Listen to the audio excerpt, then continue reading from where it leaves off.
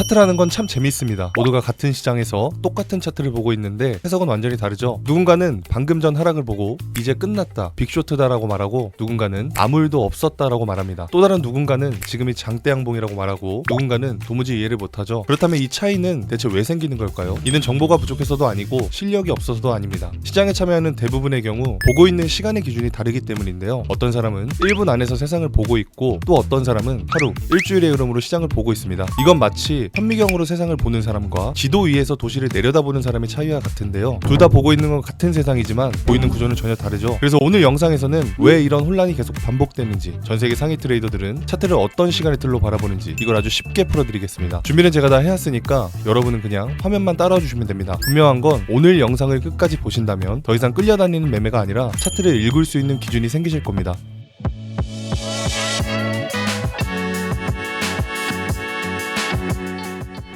제 최근 영상에서 가장 많이 달렸던 질문이 하나 있습니다. 이건 몇 분 봉으로 봐야 하나요? 아마 이 영상을 보고 계신 분들 중에도 한 번쯤은 같은 고민을 해보셨을 겁니다. 사실 트레이딩을 시작한 사람이라면 한 번쯤은 꼭 하게 되는 질문이죠. 저도 처음 코인을 시작했을 때 이게 정말 궁금했습니다. 1분 봉을 봐야 하나? 15분 봉이 맞나? 4시간 봉은 너무 느린 건가? 그런데 시간이 지나고 나서야 이 질문 자체가 조금은 다른 방향에서 나왔다는 걸 알게 되었는데요. 사실 이런 질문은 내비게이션을 켜놓고 시속 몇 킬로미터로 가는 게 정답인가요? 라고 묻는 것과 같습니다. 속도는 상황에 따라 계속 바뀌죠. 막히면 줄여야 하고, 뚫리면 높이고, 위험하면 또 멈춰야 합니다. 이처럼 내비게이션은 정확한 속도의 정답을 알려주진 않습니다. 어디서 방향을 바꿔야 하는지만 알려주죠. 결국 속도에는 정답이 없고, 중요한 건 어디를 가고 있느냐입니다. 그래서 초보자는 계속해서 속도를 묻고, 고수들은 시장 안에서 방향을 확인합니다. 즉 몇 분봉이 정답이다라는 이야기가 아니라 우리가 왜 분봉에 집착하게 되었는지, 고수들은 타임프레임을 어떻게 사용하는지, 그리고 초보자일수록 어떤 타임프레임부터 잡아야 하는지가 중요하겠죠. 그렇다면 타임프레임, 이건 도대체 뭘까요? 타임프레임이란 우리가 흔히 말하는 5분봉, 15분봉, 1시간, 4시간 1봉처럼 차트가 만들어지는 시간의 단위입니다. 쉽게 말해 캔들 하나가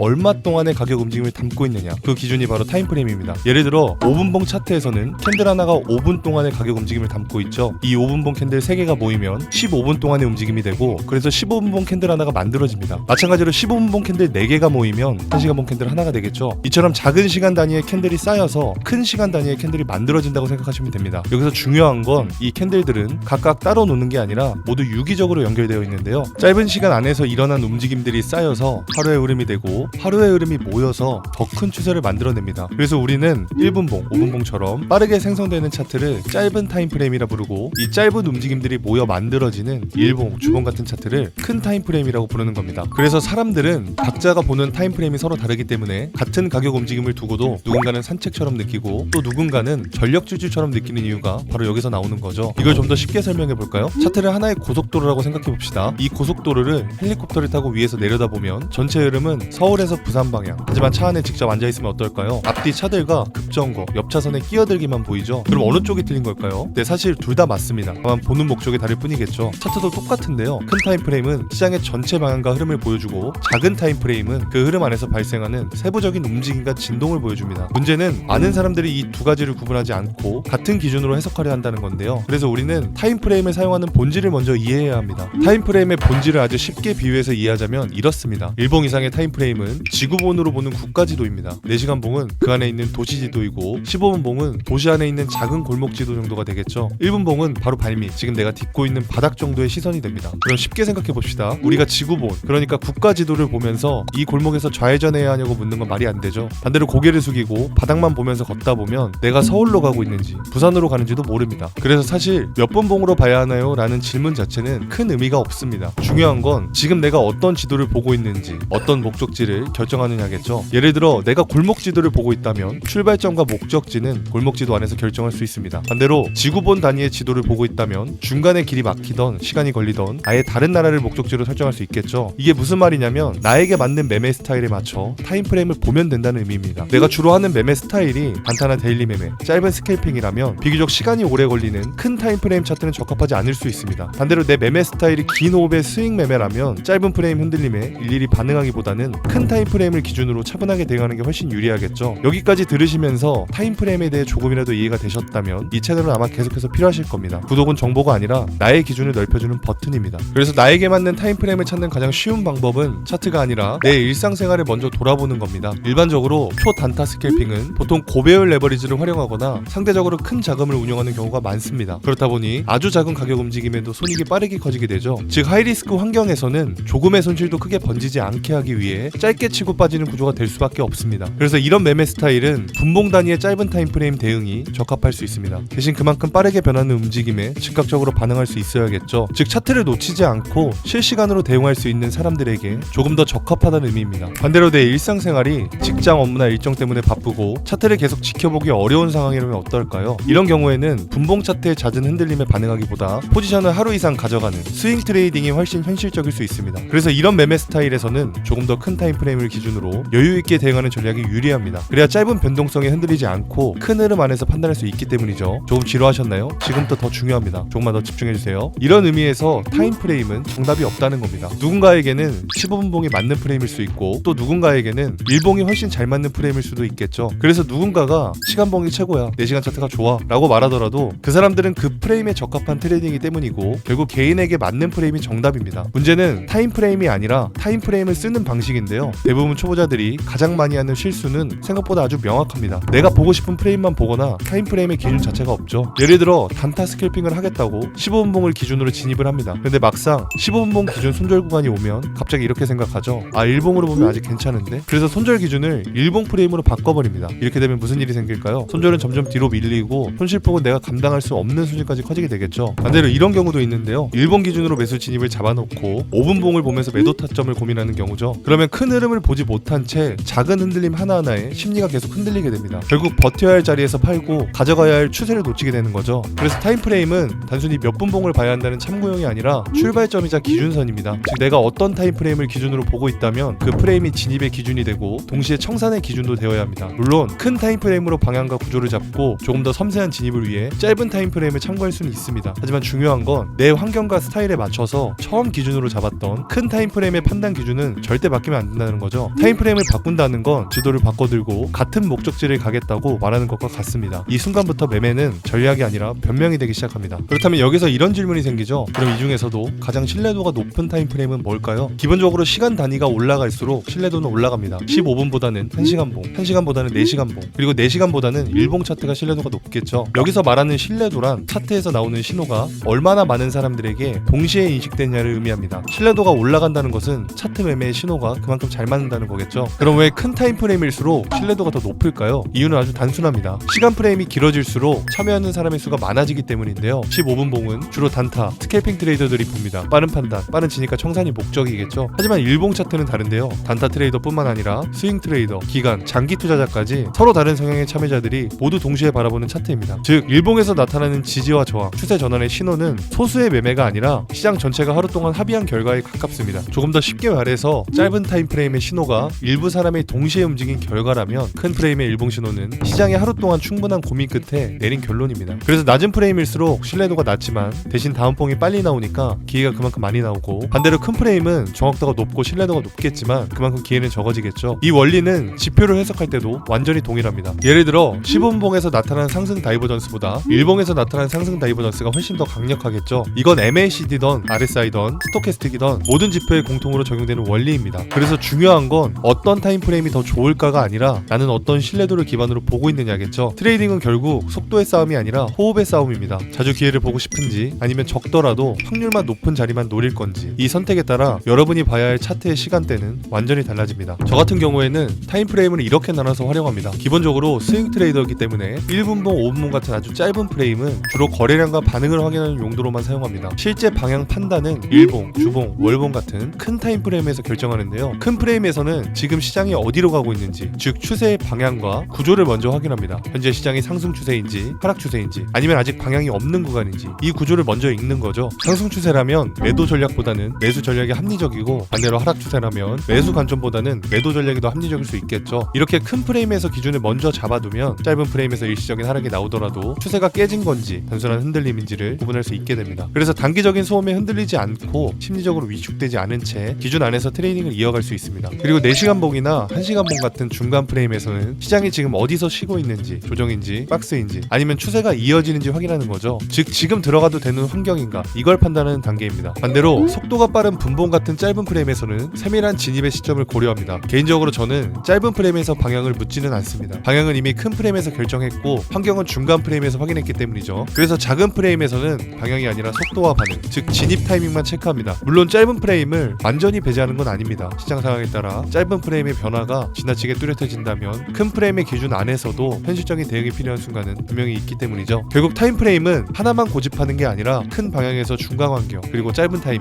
이런 종합적으로 해석하는 게 가장 현실적이고 가장 안정적인 방법입니다. 다만 그 과정에서 나의 트레이딩에 맞는 환경과 매매 스타일이 가장 중요하겠죠. 하지만 대부분의 초보자들이 타임 프레임을 활용하는 방식은 쪼개서 보는 것이 아니라 섞어서 판단합니다. 이게 왜 문제냐면 큰 프레임에서의 기준을 먼저 잡는 게 아니라 짧은 프레임에서의 감정을 먼저 느끼고 그 다음에 큰 프레임을 끌어다 맞추기 때문인데요. 예를 들어 5분 봉을 보고 매수했는데 1시간 봉은 이미 하락 추세라면 결과는 뻔합니다. 잠깐 반등은 나올 수 있지만 전체 흐름이 하락이라면 그 반등은 곧 다시 눌리고 결국 손실로 이어지게 되겠죠. 그리고 이 패턴을 초보자분들은 계속 반복하게 됩니다. 즉 하락 중인 계단에서 한 칸 튀어오르는 걸 보고 이제 위로 가는 계단이다 라고 착각하는 것과 같습니다. 계단의 방향은 여전히 아래인데 눈에 보이는 한 칸만 보고 전체 구조를 오해한 거죠. 그래서 사실 초보자일수록 큰 타임 프레임을 더 많이 보는 게 훨씬 안전합니다. 짧은 타임 프레임일수록 잦은 매매를 유도하고 결정은 감정적으로 변하게 되죠. 아직 시장의 리듬에 익숙하지 않은 상태에서 매매 횟수까지 많아진다면 실력이 느는 게 아니라 오히려 손실이 먼저 쌓이게 되는 경우가 많습니다. 결국 안 좋은 습관이 먼저 들게 된다는 거죠. 이건 시력과도 비슷한데요. 시야를 너무 가까이 두면 오히려 시력이 나빠질 수가 있습니다. 반대로 시야를 넓게 활용한다면 숲의 입구가 보이고 출구가 어디쯤에 있는지도 알 수 있겠죠. 하지만 나무 하나만 붙잡고 보고 있다면 지금 내가 서 있는 자리는 보일지 몰라도 어디로 가야 하는지는 결국 헤맬 수밖에 없습니다. 차트도 마찬가지인데요. 먼저 숲을 보고 그 다음 나무를 봐야 합니다. 그 순서가 바뀌는 순간 매매는 분석이 아니라 반응이 될 수 있습니다. 오늘 여러분들이 가장 많이 질문을 주셨던 주제를 영상으로 준비해봤는데요. 타임프레임은 주식, 코인, 해외 선물 가리지 않고 모든 시장에서 공통으로 사용되는 개념입니다. 어쩌면 차트 분석에서 가장 기본이 되는 순서라고도 볼 수 있겠죠. 하지만 한 가지 분명한 건 타임프레임을 많이 본다고 실력이 늘지는 않습니다. 진짜 차이를 만드는 건 얼마나 많은 차트를 봤느냐가 아니라 어떤 기준과 원칙으로 얼마나 일관되게 매매하느냐입니다. 이 기준이 잡혀있지 않으면 차트를 아무리 오래 보고 지표를 아무리 잘 이해해도 결국 시장에 끌려다니는 매매를 벗어나기는 어렵습니다. 그래서 저는 단순히 차트를 설명하는 데서 끝나지 않고 차트를 함께 해석하고 실제 시장 흐름을 함께 대응해보는 멤버십 공간을 운영하고 있습니다. 멤버십은 누군가의 매매를 대신해주는 게 아니라 스스로 판단할 수 있는 기준을 직접 만들어가도록 돕는 공간입니다. 차트를 진지하게 공부해보고 싶거나 시장의 움직임을 운이나 촉이 아니라 구조로 이해하고 싶은 분들이라면 훨씬 더 단단한 속도로 성장하실 수 있을 거라고 생각합니다. 멤버십은 지금 보고 계신 이 채널에서 언제든지 자유롭게 참여할 수 있습니다. 저는 이 공간이 누군가에게는 처음으로 차트가 보이기 시작하는 계기가 되었으면 좋겠습니다. 마지막으로 한 가지 말씀드리면 오늘 영상은 어디서 사고 어디서 팔까를 알려주는 영상은 아닙니다. 대신 앞으로 흔들리지 않을 기준을 하나 드리는 영상인데요. 이런 기준이 필요하신 분들이라면 다음 영상도 분명히 필요하실 겁니다. 제가 드리고 싶은 건 시장 앞에서 흔들리지 않을 사고방식, 그리고 어떤 국면에서도 스스로 판단할 수 있는 기준입니다. 그래서 이런 기준 하나쯤은 저장해 두셔야 한다고 생각합니다. 구독은 정보를 받는 버튼이 아니라 여러분만의 기준을 차곡차곡 저장하는 버튼입니다. 저를 구독해 주신다면 앞으로도 여러분의 기준 창고가 될 수 있도록 밀도 있는 컨텐츠로 보답하겠습니다. 오늘 영상이 여러분의 차트를 보는 기준을 조금이라도 정리해 줬다면 댓글로 남겨주세요. 저는 다음 영상에서 여러분의 기준을 더 깊고 더 단단하게 만들어 드릴 내용으로 돌아오겠습니다. 차플이었습니다. 감사합니다.